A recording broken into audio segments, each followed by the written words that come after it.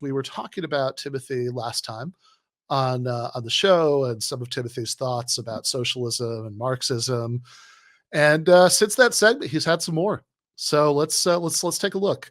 Here's what Tim Pool tweeted about commies, or maybe just commies who go to college. I'm not sure. You be the judge.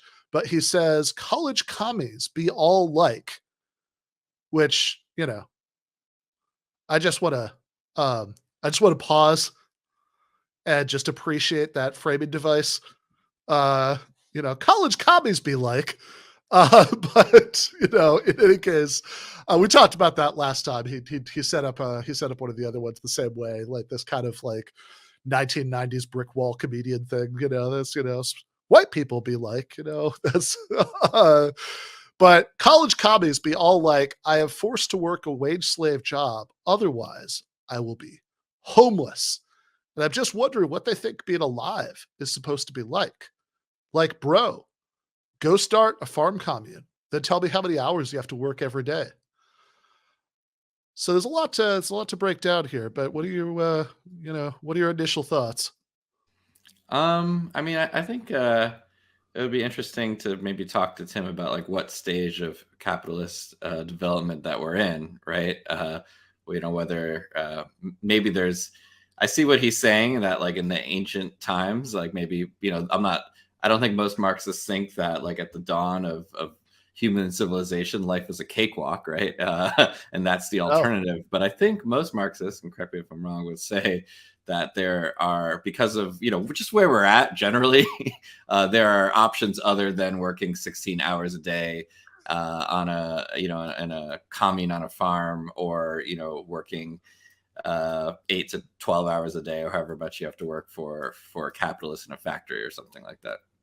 Yeah, so we're going to be talking later tonight with Harvey and Adnan about the Marxist theory of history, but sort of right at the core of that theory of history is the idea that the level of development of what Marx calls the forces of production, the capacity of a society to make stuff, when Marx says, these are exchanges with nature to meet human needs, that, you take, what you have in nature, the plants and animals and, the wind and the air and all that stuff, and find ways to get products out of that, that have use value for humans. That the development of that over time is upstream of the kinds of economic arrangements, what Marx call the relations of production that you have at any given time, whether you have lords and serfs, workers and capitalists, whatever it is that you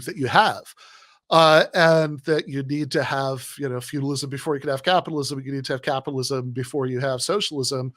And the whole idea is that by the time, you get up to the point of a really advanced capitalist society, it's developed the forces of production so much that you can have socialism without everybody just, like going back to the land and, and like just starting their own little farm commune, the whole idea of Marxism, as opposed to previous kinds of socialist thought, is precisely no. That's not how it's going to work, right? What we need to do is take over this incredibly advanced industrial machine that's been created by capitalism, and then we can, and then because we live in high tech modernity, we have the capacity to have a more egalitarian society that's not just all of us, working on the farm commune for 16 hours a day and sharing what few crumbs, that we have there.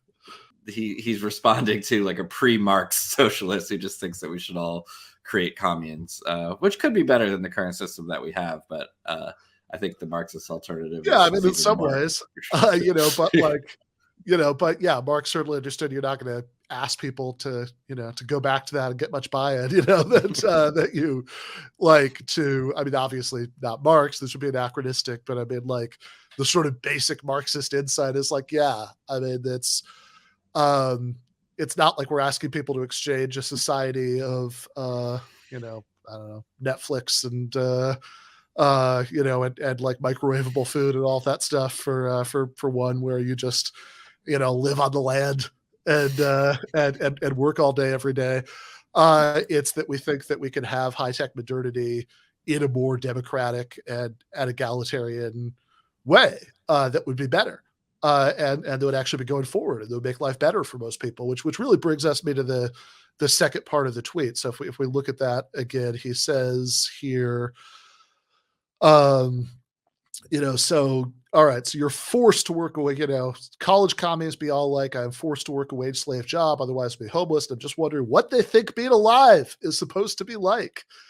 And this is such an amazing false dichotomy that like the only possible way that you could be alive is to have a wage slave job. I mean, I assume that like trying my hardest to like interpret this charitably, which is not easy, but I mean, like trying, it seems like what, he has in mind is somebody who thinks, well, they should just be able to have consumption without having to work at all. That there's that like, it should just, that nobody should have to work in any way, that, that you just sort of have things magically appear before you, or other people could work, but you could just, sit at home all day, every day, which by the way, right now is what we've got for some people.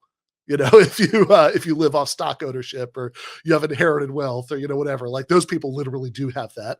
But you could have, you could say, look, I mean, maybe in some Star Trek future where we have replicators and stuff, then you really can completely delink, work from consumption.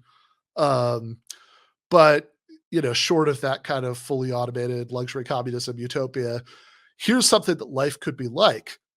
You could just have it be the case that we have democracy in the economy the way that we do in politics, in a much more meaningful way than we currently do in politics. That instead of having to, he says a wage slave job, part of what that means is that, even though obviously it's tremendous historical progress that under capitalism, rich people could only rent poor people, they can't buy them. It's still the case that there's this sort of structure of hierarchy and domination with no democratic accountability. If you work for Amazon, you don't get to decide, okay, how much should we keep, and and do we think that the Jeff Bezos spaceship fund should take up a big chunk of what we produce or not, that like how you work, what you produce, how you divide up, the product, all of these things are outside of people's control. And in fact, if he's throwing this off as a rhetorical question, what do you think life could be like? It's like, well, if we didn't have capitalism, then what is life even? Like what's the, like how could it possibly be any other way? And it seems to me that if you actually wanted to know that, the first step might be to do a little bit of research about whether socialists have said anything about that or not. Which, spoiler, yeah, they have. Karl Marx, certainly, he wrote this classic pamphlet, The Critique of the Goethe Program, where he says, well, some version of some of what I just said, that, well, in a really advanced, the word he'd used was communism, for this kind of future society he's imagining, back before it was, that term was associated with the Soviet Union and all of that. But, in a really advanced communist society where you don't have, where, there's been so much technological progress that you have superabundance, there's plenty to go around, and, people's cultural attitudes towards work has shifted. Maybe you can completely delink consumption from work, that people could just kind of give what they can and take what they need. But in a earlier phase of communist society, you would still have to have some connection between those two things. That that you're being rewarded with consumption in some way proportional to what you're putting in, but workers would be collectively deciding how that worked. It wouldn't just be decided for them by people who happen to have the class position that they were in charge of these resources. Or that's a short pamphlet. If Tim really wanted to, I think he actually does live on some, I don't think it's a farm commune, but he lives in some kind of interesting compound. Andy was actually going to tell us about this next time he's on the show. He might, but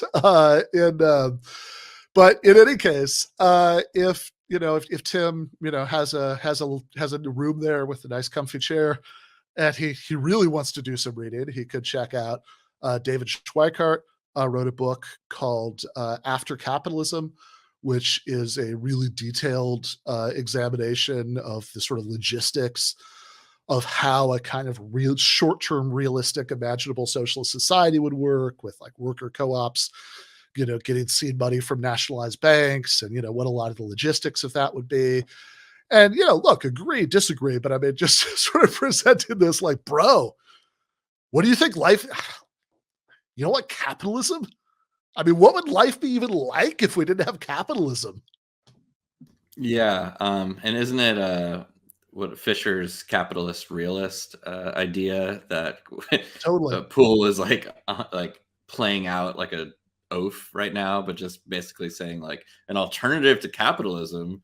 No one, no, that surely can't be imagined, right? Like, just such a showing to what extent it just become this like hegemonic idea. I feel like for someone who, um, to some extent, fashions himself like a free thinker or against the raging against the machine, at least the way he started. At least I've learned from some you and guests on this show that he was like at Occupy Wall Street and Yeah. saw himself as some kind of iconoclast, that he literally cannot imagine any alternative to the system that we're currently in, propped up by the elites we currently have that literally live the way that he is critiquing in his tweet, which is that they just sit back and don't do any work while other people do work, and they, like you said, they collect profit off of that. So I don't know. I saw someone say, "Hey, Poole's just trolling with these tweets," but if he's trolling, to what end? Yeah, exactly. And he's certainly, I mean, look, as always with guys like this, whether he entirely believes what he's saying or not is maybe the least interesting question to me, because he has an audience, he has a big audience, and I want to know what they think is true based on the version of the world that he's giving them, and to do whatever we can, with our modest platform to push back against that.